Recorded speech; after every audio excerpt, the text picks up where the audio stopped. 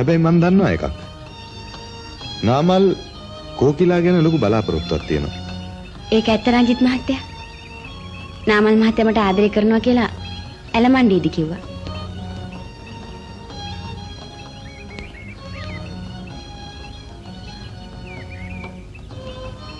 ඉතින් ඇලමණ්ඩියේදී මොකද උනේ? නාමල් මොනවද කිව්වේ? මට ආදරේ කියලා කිව්වා. අමතක කරන්න බැහැයි කියලා කිව්වා. මට හුඟක් බැල කරා. ඉතින් කෝකිලත් නාමල්ට ආදරෙයිනේ. අනේ නැහැ. මං වගේ කාත් කවුරුත් නැති අහිංසක දුප්පත් කෙල්ලෙක් පුංචි නිල්මගේ පුතාට ආදරේ කරයිද? ඒත් මං හිතුවේ ඔක අනිත් පැත්ත.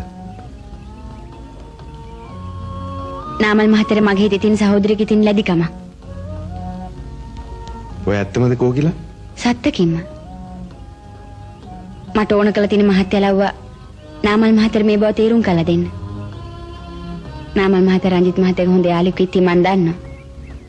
කරුණාකර මට උදව් කරන්න. ඒක නම් ටිකක් අමාරු වැඩක්.